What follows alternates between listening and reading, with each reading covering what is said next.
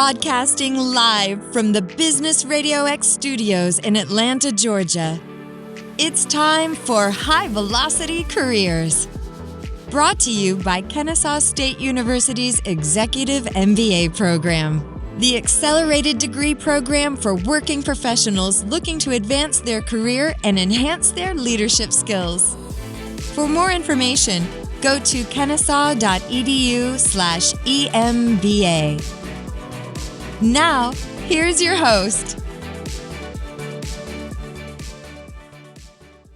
Welcome to another exciting and informative edition of High Velocity Careers. Payton here with you this morning, and of course, my buddy Tom Devaney, the Executive Director of the Kennesaw State University's Executive MBA program. How you been, man? Been well. How about yourself? I've been good. It's great to have you back in the studio. I have so thoroughly enjoyed producing this series. I've learned a ton. I've met some marvelous people, and I've really been looking forward to this one. You and I even got on a Zoom call with Michael Cabe trying to plan this some time ago. We finally herded the cats. We've got them in here. I got a ton of questions for all of you. We may not get to them all, but I am really looking forward to this. Michael, it's good to see you again, buddy. Hey, thanks for having me. Good to be here. Maybe a good place to open up. Would you share with me and our listeners your role in the organization and maybe a little bit about your career path? Because you just have the coolest job, I think, at one of the coolest places that I'm aware of. I love it. So I work for the Home Depot, and I'm currently a senior manager of learning strategy. And what that means is I help figure out what our leaders need to have. So if you think about the population that we have at the Home Depot that is considered people leaders, that's 45,000 people that have direct reports. That's the size of most large businesses in this country. So my job, in all honesty, is how do we keep those folks growing? How do we keep them developing? How do we keep them building leadership skills? And how do we make sure that we're reinforcing the behaviors that we want them to see? Because if you think about those 45,000 people leaders, those people have to go home. So they also are working with their associates who have to go home. So how do we make sure that they are creating environments for themselves and their associates that when they go home, we leave them better than they came into the business? So that's what my job is. How do we make sure that we have great leaders? We have the best leaders in retail out there, and it's really awesome just to keep them on their toes and on their games. That's what I do. Career-wise, started out in higher education, so worked there for several years. Moved over into healthcare, where I helped build some pipeline development programs, and then came over into the Home Depot 8 years ago, where I started off in our executive development program. So started with our most senior leaders, helping them develop and grow. And I think that's very unique in the fact that our senior leaders do the same thing that all of our leaders do. They're always looking for growth. They're always looking for ways to come in and do their jobs better. And we are pushing that throughout the organization. So that's what I get to do every day. I get to work with our associates and help them understand, how do I show up better today, better than yesterday? So 8 years in, what are you finding the most rewarding? What's the most fun about the work these days for you? I think the impact that we get to see. We are doing some really cool things. I think there's a misconception that at Home Depot, we just sell hammers. Y'all, we do a lot more than that. And when I talk with peers out in retail, we're not sitting here just saying, hey, here's the best way to sell a hammer. We're saying, how do you think about this? What do you think about the business? How do you build your business better? And in doing so and enabling you to do so are the people that you work with every single day. So how do you grow them? How do you develop them? And Home Depot is notorious for building internal pipelines and building internal talent. And that's what gets me excited every single day is I get to see these folks day in and day out grow and develop. And we get to be a little part of that. That's what keeps me up and what gets me up every day. So also filling out this all-star lineup, we have with us Paterson. Paterson, you're in the software side of the work. Is that accurate? That's correct. Yeah. So tell us a little bit about how you landed, because I could tell how much you enjoy your job. We had a chance to drink some coffee before we came in studio, and it was obvious that you could see it in his eyes, you could hear it in his voice, the passion he has for the work. Tell us a little bit about the work and how one gets to do this kind of job. Yeah, well, I started at the Home Depot a little under a decade ago. I believe it was on the 2nd of September 2014. I still remember that date very quite vividly. So when I started, I was a contractor, basically working in our store systems. So we were working on resolving some of the issues that were coming from the store and all, and eventually got hired as a full-time in HR. So I was responsible of multiple applications. I worked on things like I-9 compliance, and most recently I was working on the Workday implementation. Home Depot was switching to start working just to have our users use Workday. So I was part of that project. And while in the MBA program, I got a promotion, which led me to a whole different side of the company, still in HR, but this time around on UKG dimensions. So I'm leading a team of 9 people there, and we are doing great things for our store associates. How's that for an endorsement, Tom? We got to carve that out, right? And make a promo out of it. I went to this thing that Tom is running and got a promotion. I think we're done here. It happens in every cohort, and almost 80% of our students get promotions while still in the program. Fantastic. And our headliner, Diana, how you doing? Hi. Nice to meet you. And what are you doing? And how'd you get there? So I'm a merchant for Home Depot, the Home Depot. I'll go back to what Michael said. And how did I get there? I actually was hired in 2020 during the pandemic, June 22nd. I remember my first day too, Paterson. I get it. And during the pandemic, was hired as a .com merchant, and I was buying all of hardware for Home Depot. And so when you talk about hammers, I was buying all of the fasteners, nails, screws, and then hinges, you name it, door locks. So all of the hardware for Home Depot for .com, and just tremendous growth there. I did that for 4 years. And shortly after graduating, I actually moved over to the core side of the business.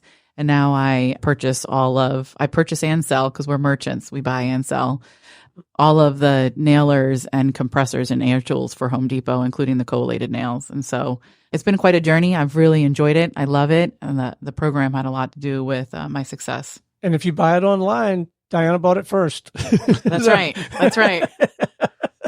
What do you like the most? What's the most fun about the work for you? Oh, gosh. The most fun about the work, the challenge of making sure that you're taking care of not just the end user and the customer who gets it in their hand. Number one, getting it to them however they want to receive it. And then giving them the information that they need, whether it's through .com or on packaging or any of those avenues, but also helping the store or our field, our store associates get the information that they need to sell it and take care of our customer. And so just so fun to see when you find an item, how many can you sell? And then knowing that a lot of the product that we sell help people. And, the thing about Home Depot is we're there for them in some of their best times, right? When they buy a house and they're just so proud that they've been able to buy a house and to protect their family and provide. And then also we're there for them sometimes when things are at its worst and something happens and there's a leak in the ceiling, or unfortunately if there's a natural disaster, and being there for them. And so that is the most satisfying to know, is that we're there for them during those times and be part of it. So we're going to swing back around to Michael here in a little bit and probably get a far more detailed answer, but I would love to get some insight from this perspective on this topic from you and Paterson first. I want to talk a little bit about culture at Home Depot, and part of what is the catalyst for asking this question. I've had a string of very positive experiences at the Home Depot, one of which is it's really easy to get to and get back from my house. So thank you for putting it where you did, right there on 92 and 575. But the most recent one really stands out for me because I went in, it was a younger person, And I don't even remember what I was asking for, but I was asking for the item and a little bit of advice on it. And you know what he did? He said, I don't know, but I know who does. Come with me. And to me, that you talk about a reflection of leadership and culture and leadership develop. To me, that was the epitome of a really strong leadership development, employee development program, because rather than try to feign it off or whatever, he just flat out said, I don't know, but I know who does. Follow me. And we got it handled. So I'm interested. How would you describe the Home Depot culture? I came to the Home Depot because of the culture. A lot of people don't know this, but when I started interviewing, I actually got an offer from Lowe's the night before, and people at Home Depot don't know that. But I guess now they do. They do now. I guess They do now. All right, there's Mark edit number 1. We refer to it as the blue brand, and it's way across the street. It's hard to get to. We refer it to probably across the street. I purposefully didn't pick Lowe's. And the reason for that was because of the culture that exuded when I was going through the interview process. And the leadership that interviewed me and the people that interviewed me, it shined through. It was a no BS.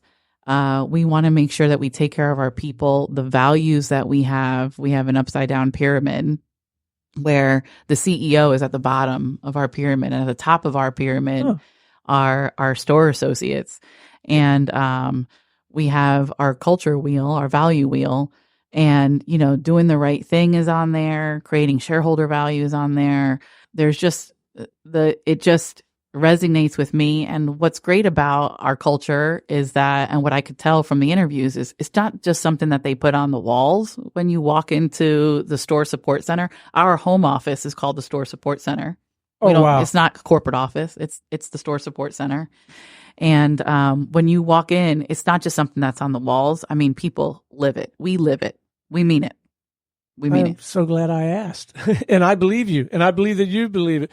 Patterson, I'm sorry you have to follow that answer, but you got anything to say about what can I add to that? So yeah, talking about the culture at Home Depot, it's really something that stands out, right? Just like Diane says, the inverted pyramid, which you mentioned, it's part of the training. Like when we come in, when you're doing the different trainings that you're doing, you have to take care of the customers, right? Us working at the store support center, we have to make sure that we are taking great care of our store associates because they are the front line taking care of those customers. So if the store support center is not taking good care of those associates, that associate that told you that I don't know, but I know who can help you would probably give you a different answer, right? So everything goes back to the training, and Gabe mentioned earlier about the training that he's giving to the executives and all. It kind of flows down, right? But one thing that I love a lot about working at the Home Depot is also the respect, right? There is a lot of respect, be it from the leaders downwards to their direct reports, or from their direct reports going upward. They are all about respect, and it's one of the things that we have on our value wheel. Wheels. And for me, that's even in my personal life, respect is very, very important. So I got into Home Depot 10 years ago. I haven't left since. I haven't thought of leaving. I don't know what the future holds, but I'm still here. So I'm going to share a story with you. Please. When it comes to our culture and what we do. First of all, I'll share this. We just had a fundraiser. We have something called the Homer Fund, and we also have a foundation. The Homer Fund is money that the company raises. The associates within donate in order for, if there's something that happens to another associate in their time of need, that we can give them a grant or we can, help them. We just raised internally at the store support center, just from the merchandising division, $215,000 to donate that we just raised. Since the hurricanes, we've had a lot of associates that have been affected. We've donated over $500,000 to our associates in need, just to make sure that they're safe. I mean, our company, we build buckets with equipment and water and food and We have gas trucks that go to the stores to where the associates are located to make sure that they have gas, that we fill up tankers of gas and send it out to those disaster areas. It is just absolutely incredible. And the thing is that we build stuff. And, the other foundation that we have our foundation that we do, and a lot of that money goes to veterans. But we don't just donate money and equipment to veterans. We get out there and we build veteran homes. We go out and we help people build their houses that are in need. We've done it for Atlanta Habitat for Humanity. We work with our vendors. We don't just get the supplies. Like, we're not just sending money. Like, I have swung a hammer. I have framed out a house. I have built a deck. I've you name it, I've done it. You want to know how to do a project? We get out there and we get our hands dirty and we roll up our sleeves. Every single one of us at the store support center, and frankly, also our associates in store and anywhere in the distribution centers, we roll up our sleeves, we get out there and we do it. And I don't know of any other company that can actually say that they do that. So yeah, I can pull my wallet out and give you some money, or I can go out there and actually build you something. And that's what we do. I love it. Michael, yeah, go ahead. Yeah, I was actually going to say last Thursday, we had 175 folks from the HR team actually go out, and we worked in Atlanta on 4 veteran homes where it ranged from exactly what you're saying, from we're replacing the entire home, helping them renovate it, to a ramp to get into their house, to just painting, to cleaning up the yard. So 175 folks from HR took the day and went into our neighborhood and worked and swung hammers and cleaned up yards and painted. And that is the mission behind the Home Depot, is we're not just here to sell you something here. We're here to take care of you. We're in your neighborhood. We are your neighborhood and we are your neighbors.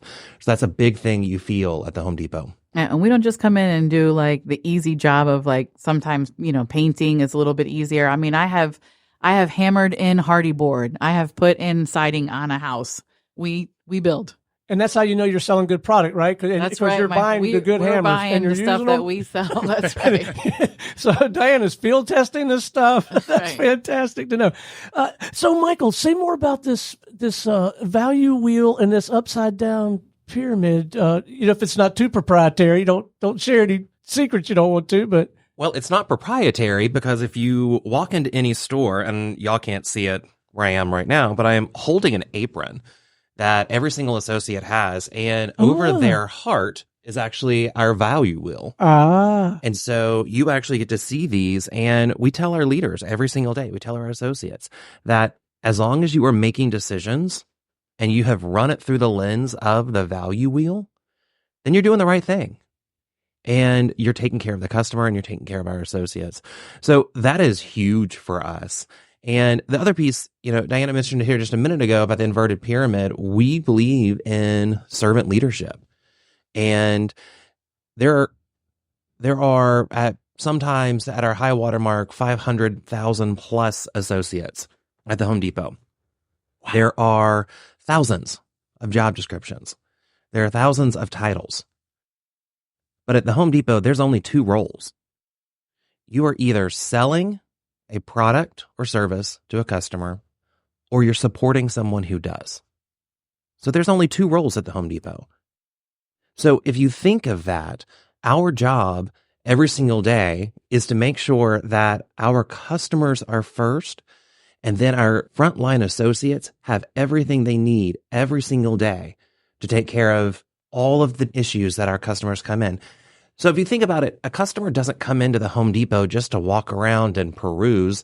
This isn't Macy's. This isn't they're not coming just to look. I do. Whoa. I was going to say. I do all the time. Walk down the hand tools aisle and tell me how many people you see going, just looking. My wife says it's my candy store. Yeah. Well, we'll talk later. But we do have those. But for the bulk of it, if someone walks in our doors, they're either looking to fulfill a dream or solve a problem. Mm-hmm. That's right.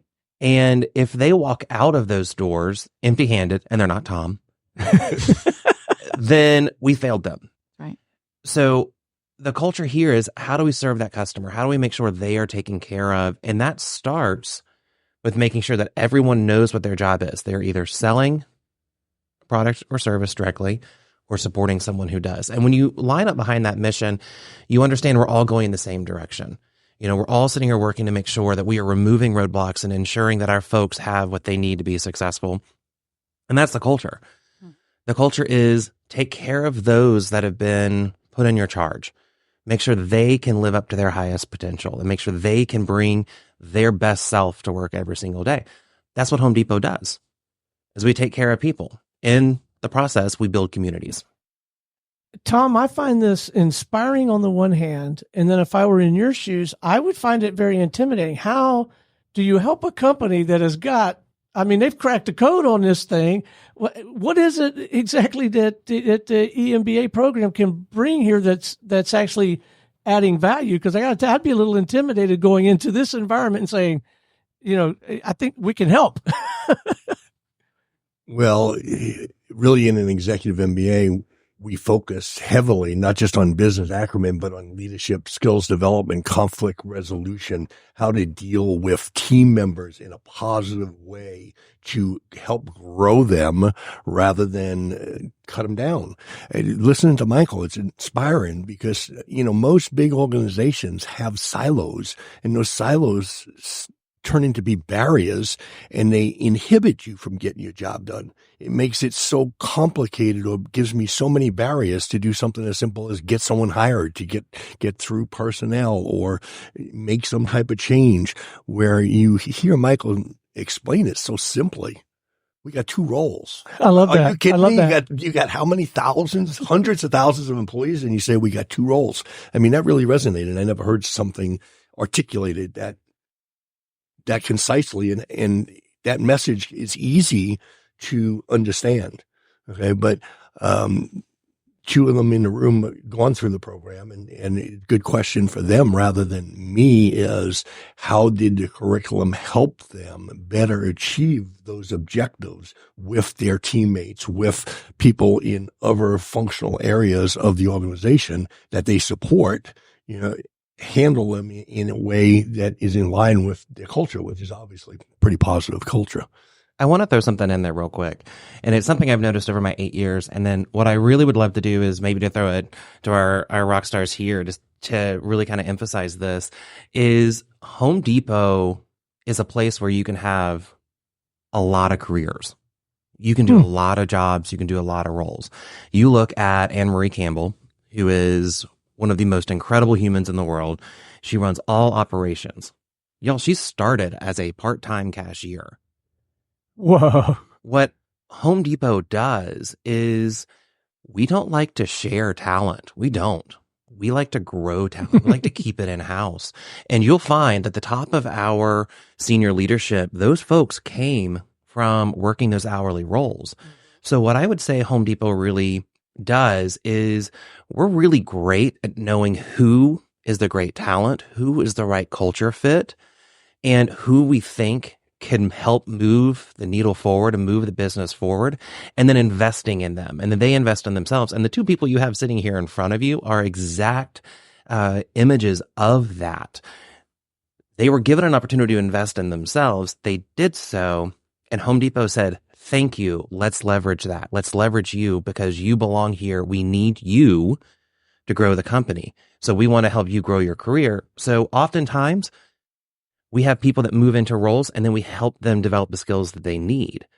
And then sometimes it's the other way. Sometimes they develop the skills that they need and we move them into that right role because we want to keep them in here. You know, these are incredible humans that are orange-blooded. They get the culture. They know what's going on. Now they know a little bit more. Let's leverage that and let them move forward. So you've got two incredible examples of how when you invest in yourself, the company will invest in you as well. What I did was I did a certificate program with Kennesaw, and I worked and I did a program where I kind of got the appetizer version. Yeah. And got to take some courses to understand what was out there. Toying with the idea of coming in for an EMBA. So Tom, don't send me an application just yet. I'm a little busy.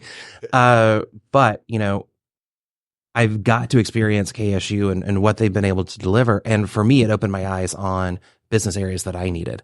But you've got two alumni here that are prime examples of investing in yourself, and then Home Depot rewards that. So I'll ask you, Diana, what made you pull the trigger on this thing? What made you decide to do it? For me, I always wanted to get my MBA program. And it's funny, when I started in retail, I had an executive who was like, you don't need an MBA. This is an MBA. This retail thing, this company that you work for is an MBA. And they weren't completely wrong. But what the program did for me is it helped me gain confidence.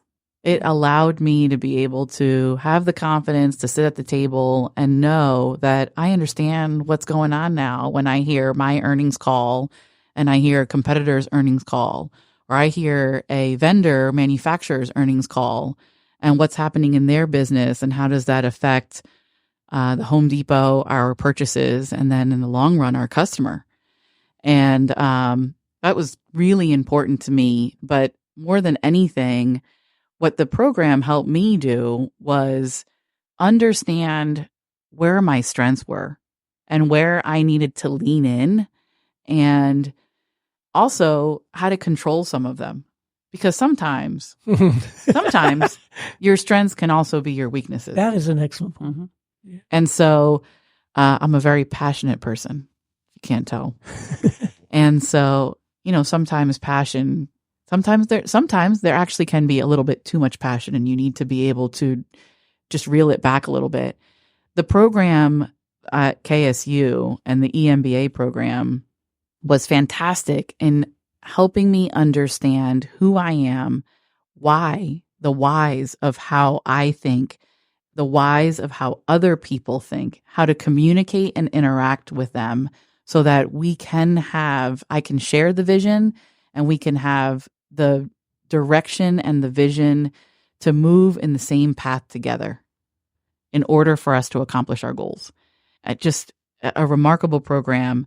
And what I also loved about it is the Executive MBA program doesn't start at square one. We didn't take Accounting 101 all over again.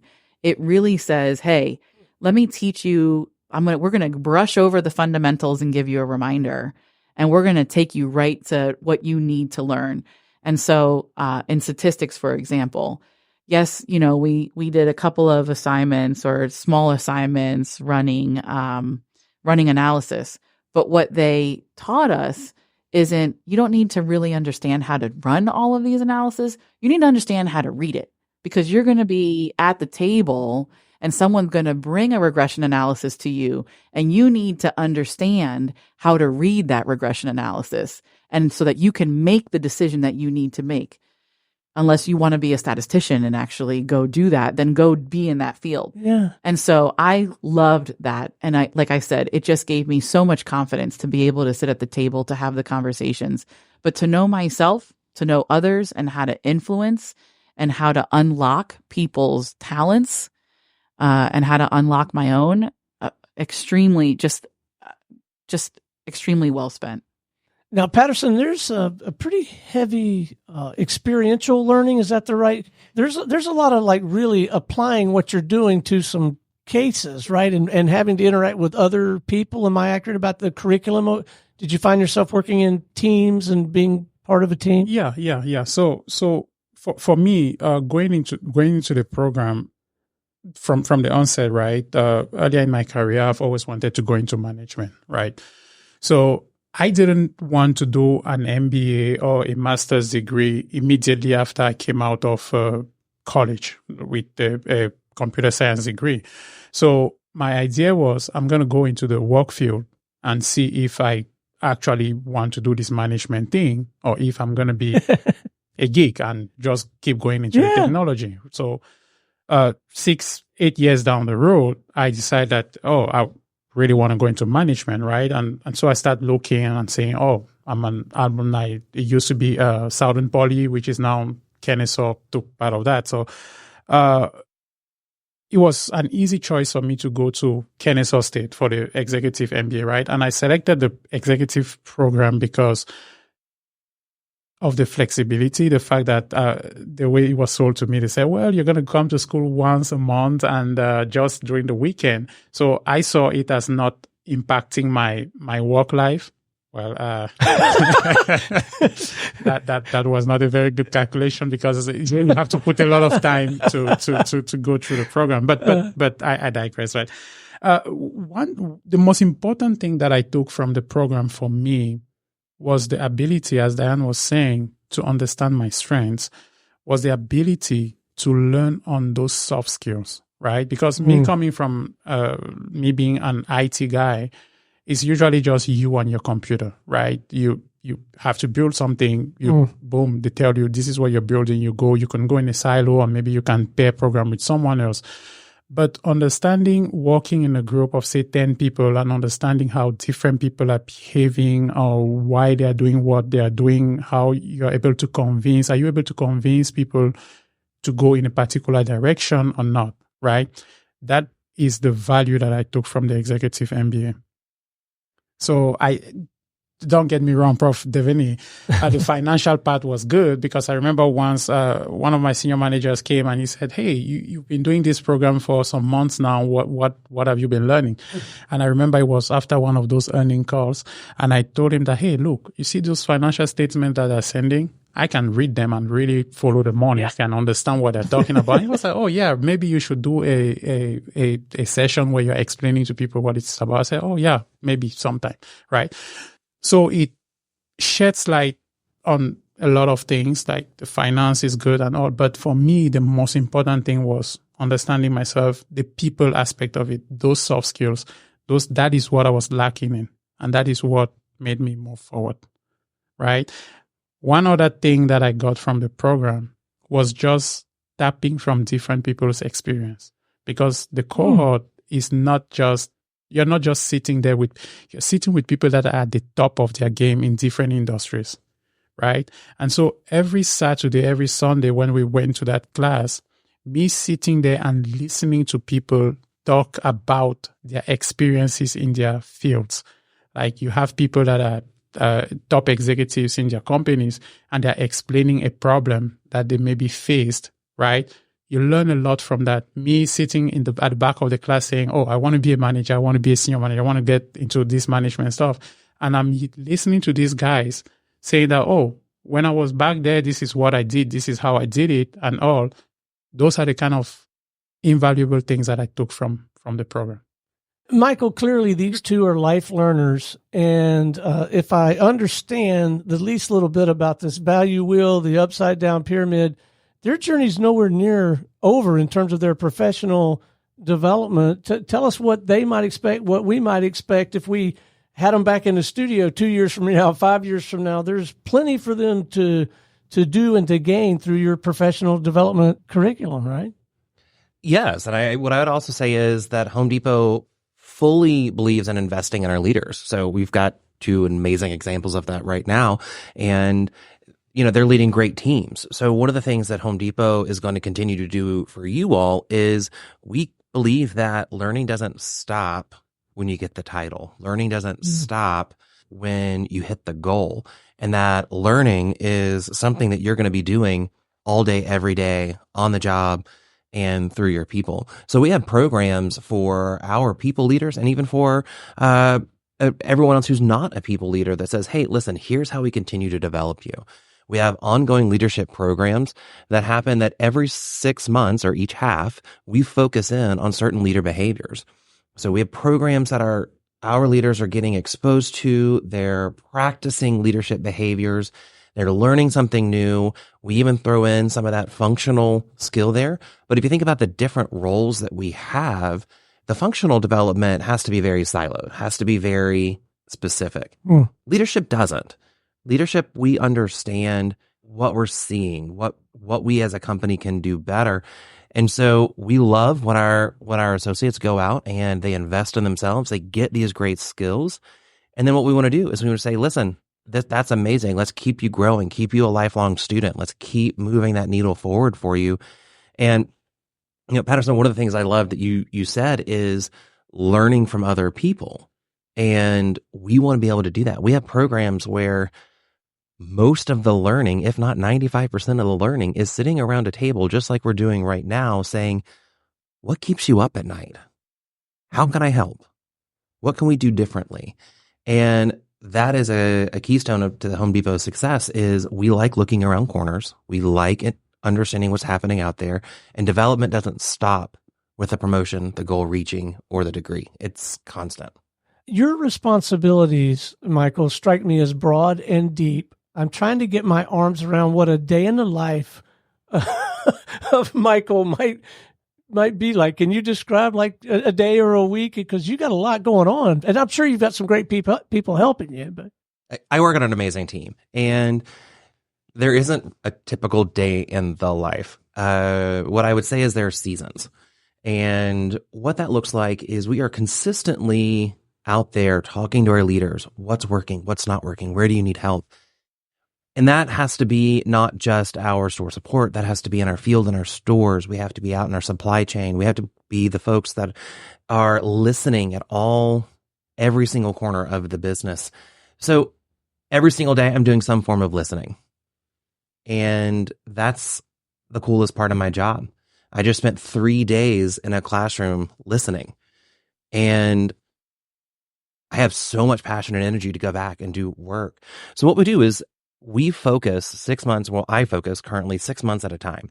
What can we do for 6 months, for that half, on a leadership behavior? Where can we focus? Where can we move the needle? What can the entire organization look at? And then we validate that, and then we measure that. And so a season really is, what do you need right now? What does the business need? And then how can we help move the needle for our leaders? So it's more seasonality. What do you need today? Because what you needed 6 months ago, and if these folks in front of me can probably tell you, we've had more change in retail in the past 5 years than the past 50 years combined. So for me to go and say in 2 years, we're going to be focused on X, Y, or Z, I can't do that because we might have George Jetson's car out there in 2 years from now with how fast things are changing. And so it's always, what do you need right now? How can we help you be successful today? How can we make sure that in the next half, in the next year, you can win and get you those skill sets? So it's all about just listening and then delivering what they need. So you mentioned a couple of terms that in my experience, not all leadership development, talent development people are super excited to talk about, but I have a feeling maybe you would be. You talked about validating and measuring. So you really are staying on top of this, seeing what's working, what's not, tweaking it. Can you speak a little bit more to incorporating that into a leadership development program? Absolutely. So we have a survey that goes out to every single one of our associates. It's the voice of the associate. A lot of y'all out there probably know it's an engagement survey. And we ask our associates, how are you doing? Is everything going well? What's working for you? What's not working for you? What can we be doing better? These are long surveys that you're open to comments. We get a lot of comments. And then we break it down. We say, is this a benefits issue? Is this a leadership issue? Things along those lines. And we break leadership down at the Home Depot into 4 main behaviors. And Paterson hit one of them. So respect, celebrate, develop, and inspire. If you do those 4 things well, you're going to have a great team. So we are measuring those 4 leader behaviors. We have multiple questions that ask about that. And our goal is to always do a little bit better every half on those 4 behaviors. And where we see ourselves starting to slip, we go right back into them. Because we have the saying, and y'all have probably heard this, we take care of our associates, they take care of the customers, everything else will take care of itself. So if we live those 4 leader behaviors and we teach people how to show those and role model them every day, then we're going to win. We're going to continue winning. But we got to keep a pulse on that. Where are we slipping? Where do we need to get a little bit better? Where can we dive back in? Where can we reinforce? And so we measure that, because if those 4 leader behaviors are strong, our sales are directly tied to that. We know that at the end of the day, we sell better when we have fully engaged associates, because those engaged associates take care of the customers. And if we take care of the associates, it all takes care of itself. One of the things that I'm really inspired by in hearing you speak specifically is, I guess the best word for it is simplicity, or maybe it's focus. I got to believe that those 4 things lead to retention. Those 4 things lead to other specific green dollar results that everybody needs and wants to generate. But I'm inspired by the way, at least you, but it sounds like maybe it's a product of the culture too, are able to articulate in very simple terms that provide for some immediate and ongoing focus on the things that are really important. Everyone wants to be respected. Yeah. They want to feel developed. They want to be inspired to come to work, and they want to be celebrated for their wins. That's 4 things. We can, in the leadership environment, focus on a million different things. Yeah. We use Korn Ferry Leadership Architect. That's over 30 competencies. I can try and have you be great at 30 competencies. Diana was saying this earlier. She's like, listen, I know where my strengths are. I know where my opportunities may be, and I know where to kind of take care of that. But if, as a leader, you have so many things to do every single day. If I say there's only 4 things you need to do to be a great leader, and if you're good at those 4 things, the rest will take care of itself. So you have to drive that simplicity. We aren't in a simple business. We're not. We're in a very complex business. If you think of what happens with our talent, when you work at another retailer, so let's say you're working at a company like Target, that's a very different job than when you're working at Home Depot. People don't go into Target and say, how do you plumb a toilet? They don't do that. But they come into our associates and they say, how do you plumb a toilet? And you mentioned it earlier. Someone says, well, I don't know, but let's find someone who does. Yes. And our associates deal with a level of complexity that a lot of other folks don't do. We also work in warehouses. There are forklifts out there. There's a lot of complexity that our associates have to deal with. So if we don't lead with simple and very applicable, it gets lost in the noise. There's just too much else to do. In just a few moments, I'm going to go around the table and get a little piece of advice, a pro tip about that you might offer based on your experience, your education, your experience within the Home Depot for people who may be seeking a career or seeking to advance their career. Because I have a feeling you guys could drop some really powerful nuggets. So maybe be thinking about that. But before we go there, I am genuinely curious, and I'm going to start with Diana. Interests, pursuits, hobbies, passions, completely outside the scope of what we've been talking about the work. Most of the people that listen to shows that I produce or co-host know that I like to hunt, fish, and travel. Anything you'd like to nerd out about that doesn't have anything to do with this? Well, I think we were talking about it earlier. I've got 2 little girls. And so outside of Home Depot, my world really revolves around them and my husband. And I'm a soccer mom. I never thought I would be saying that. But I am. I've often thought about strapping a GoPro to my head and seeing if I could make a reality show out of all of the other soccer parents out there sometimes. I would watch that. I would too. That's funny. Real Housewives of the soccer field? Yeah, exactly. Do you drive a SUV? I do. Of course she does. I drive a Jeep. I drive the L so that it can have the third row. I got it. Oh, yeah. And we just got a new puppy. His name is Jersey. Originally from New Jersey. Just happened that way. The people who owned him prior had named him Jersey. But so, yeah, I mean, my world revolves around the girls and doing things with them. And I'm a big socialite, so I like to go out, and I'm a foodie, love to have good food. I'm lucky I've married a fantastic husband who cooks a lot. And so I got really lucky. And so that's really what I do. I'm very family oriented. My parents still live in New Jersey. They fly in all the time. Oh, neat. And I mentioned earlier I'm Cuban. So that's a very social, fun, dancing, eating, drinking family. Way to call her out, Tom. Maybe a little rum and coke every now and then. Yeah. And Paterson, you're from a little east of Cuba, aren't you? Oh, no. No, so I'm from Cameroon, Central Africa. Yeah. All right. So what are you into, man, when you're not doing the software thing? More software out of Home Depot. So, yeah. So, together with some friends, in addition to the family and everything, but together with two of my friends, we've started this startup in Cameroon.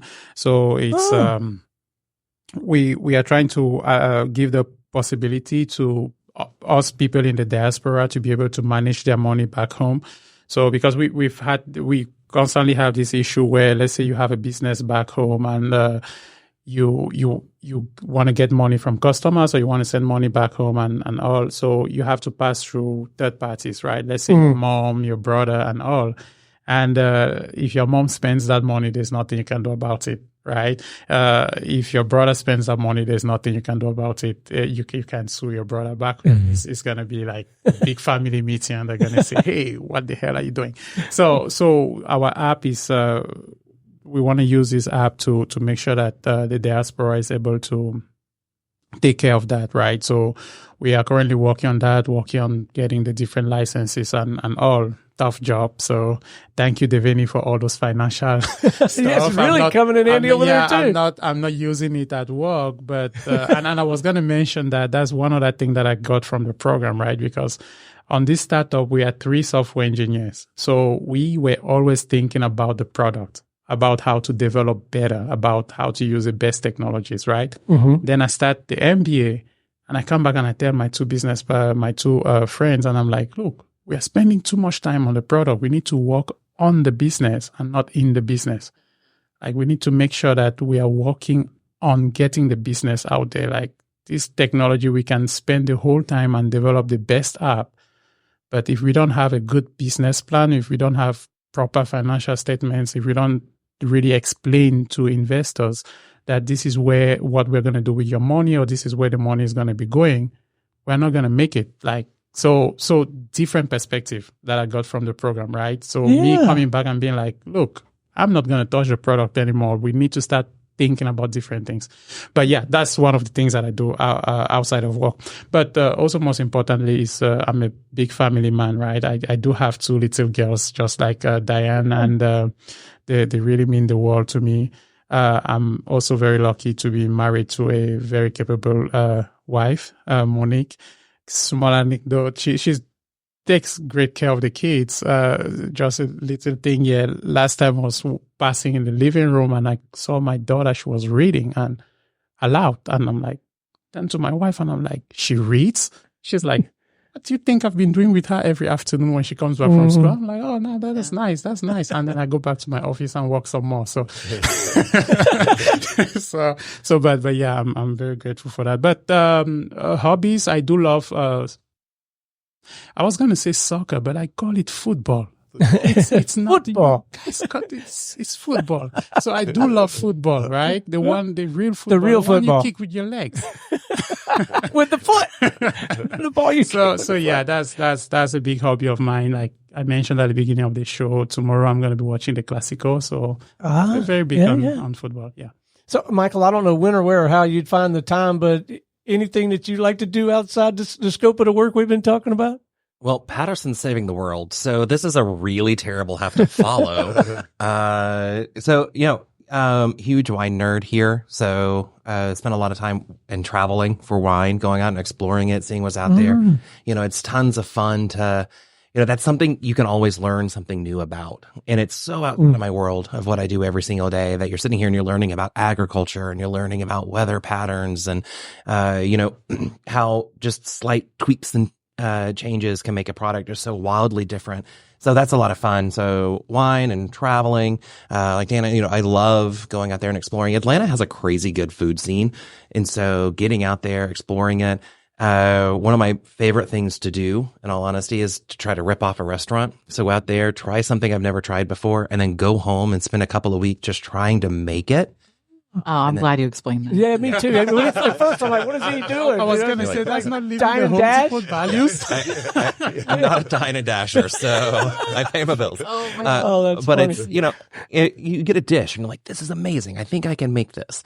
And then you go home and you practice it and then it teaches you something different. It teaches you a new style of cooking, a new way of cooking. So, love doing that, traveling to myself and learning cooking from different parts of the world.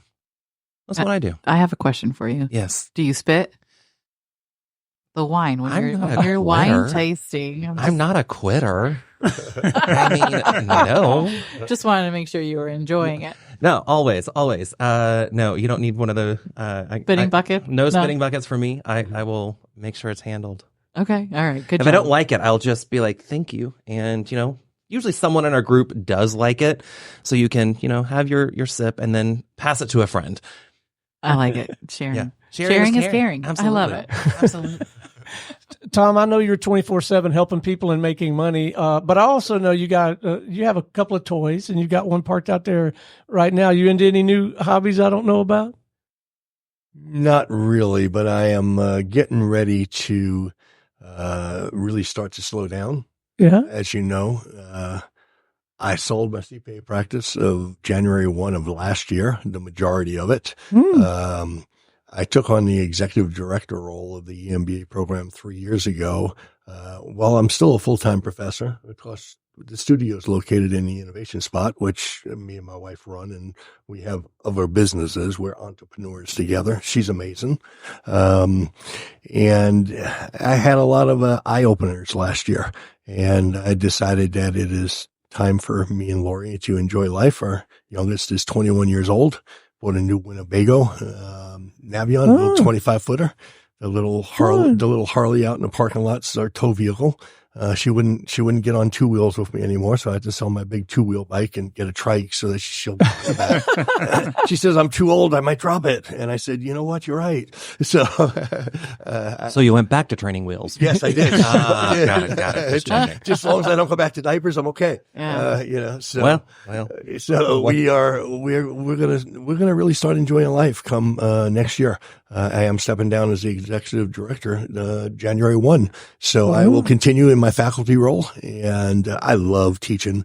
And Michael's an educator. You can hear his enthusiasm about it and what drives us every day. I say it very simply, in like 3 words. I change lives. We literally do. People come in so uncomfortable with some of the subject matter we teach, and we're like, you got this. This is not that hard. And take them to a level that they have the confidence that Diane talked about. And that is the most rewarding thing. I've had lots of businesses. I had lots of business successes, but there's nothing greater than seeing someone else grow and knowing you played a role in that. That's my drive in life. And that's what I love to do. Fantastic. All right. Before we wrap, let's get our panel here to drop a little wisdom on us.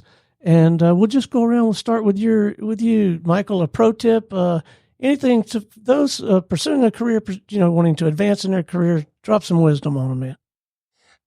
I always believe we've all heard of the 80-20 rule, but I like to twist it a little bit.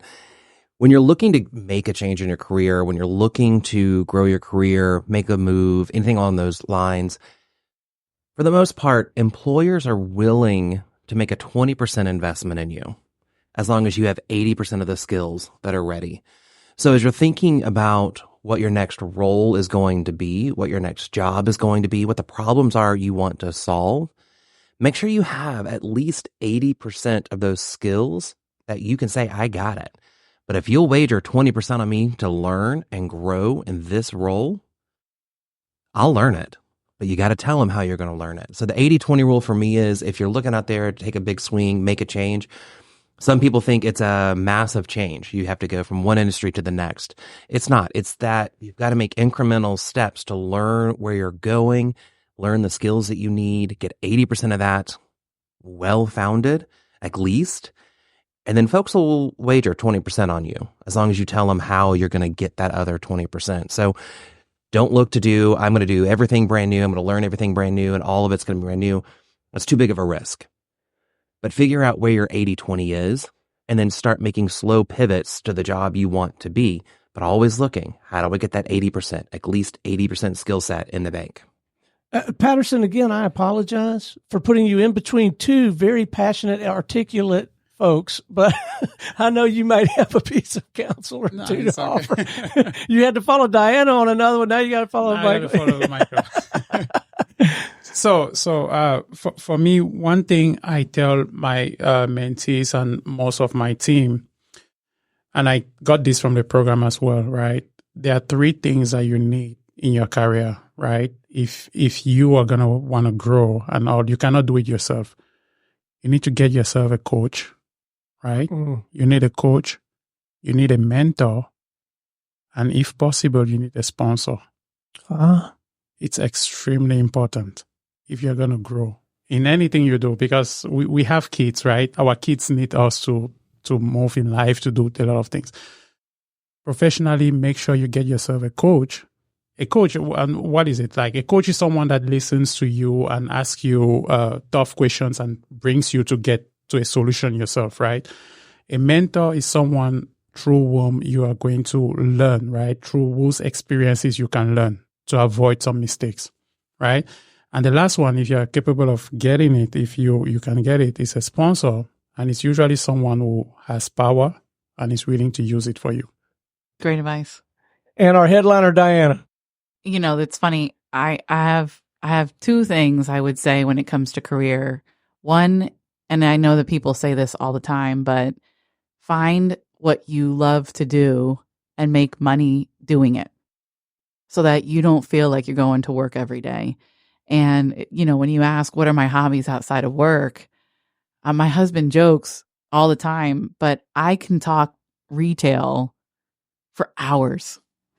I love it. I can talk about the economy, the things that are happening out in the government and how that's going to affect retail. I have Retail Brew on my phone, so I'm looking there.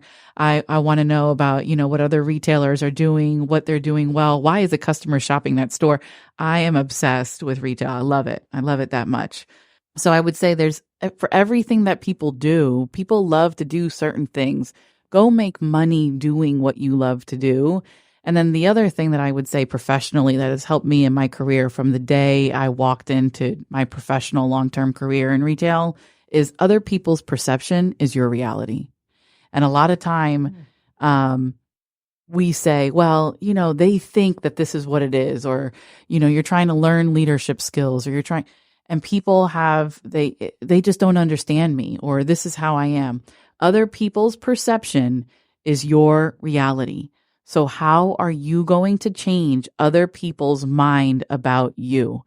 And for me, when I first started in a corporate office in retail, I would work from 7 a.m. in the morning until 10, 11 o'clock at night. But the rest of the office was there at 6 a.m. in the morning and would leave by 5 o'clock, maybe 5:30. No one saw me there late at night. And so the perception was that I wasn't a hard enough worker. I started to wake up at 4 o'clock in the morning. I'd get into the office. I would run everyone's reports and have it on everybody, including my leadership's desk, by 6:15 a.m.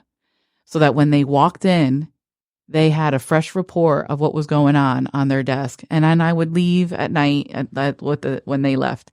And just doing that, I remember the day that my boss walked in and said, gosh, I really appreciate you working so hard. All I did was change my hours. I didn't change my personality. I just changed my hours. And like that, the perception about me changed. And suddenly I became a hard worker. Other people's perception about you is your reality, and you need to figure out how to change their perception. Amen. Yeah. Tom, thank you for putting this conversation together, man. You got to be beaming with pride to be hanging out with these folks and to know that you've had an impact on their lives. Thank you for what you're doing with the Executive MBA program.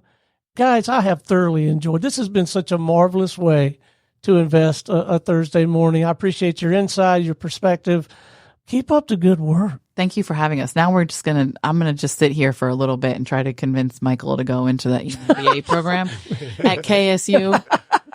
Because I just feel it. I feel like we under the guise of a radio show. This is actually an intervention for Michael.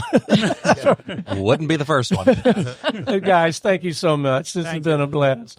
All right, until next time. This is Stone Payton for our guest today, and everyone here at the Business RadioX family saying we'll see you again on High Velocity Careers.